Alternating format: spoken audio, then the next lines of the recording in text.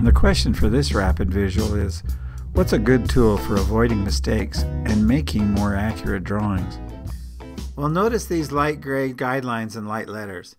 Now I'm drawing over the letters to make them darker, and that's the tool we'll discuss today, construction lines.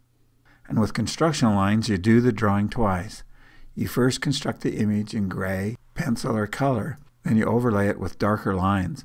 Then you remove the underlying construction lines. I'll give you an example with this diagram. Put it in gray. I'll do it a little darker gray so you can see it. Then come over in arrows, and it allows me to position the arrows. If I remove the gray line, there they are. I'll leave them there for now. Here's a person doing a drawing in front of a group. She first roughs it out in pencil.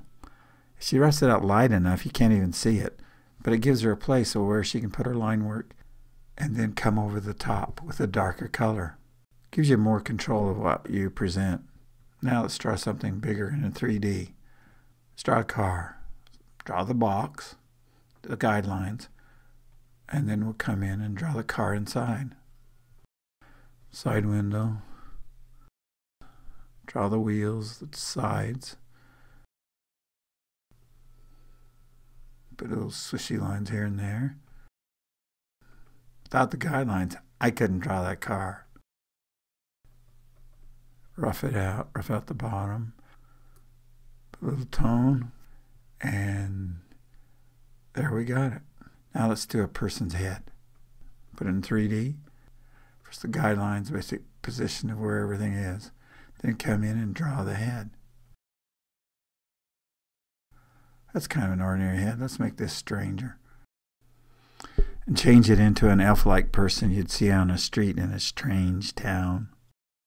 Now for a diagram. This is a diagram representing multiple functions of various elements. Some are more important than others. That's why some lines are dashed and some lines are solid. So here's the termination point. Here's stuff going back as feedback.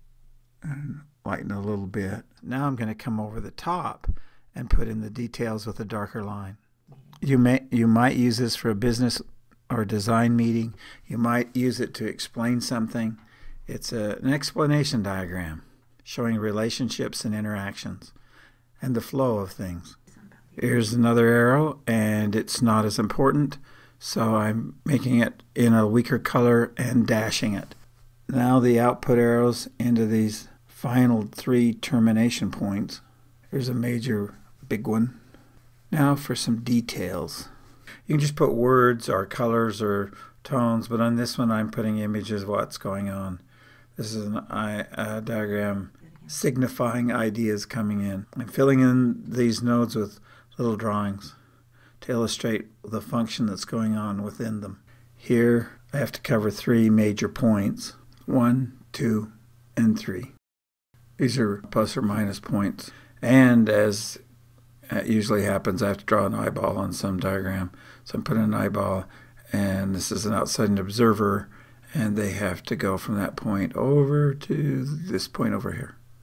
I'm putting a figure on it, one going one direction, one going another way, just to denote movement and flow direction. And now, since this is a termination point, I'll make it a place.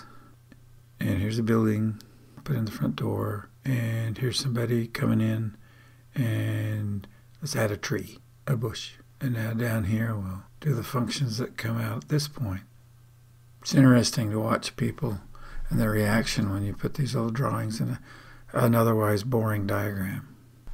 Here are 3 people, and they're demonstrating in some way. And let's go out and give an outline around this arrow. And there you have it.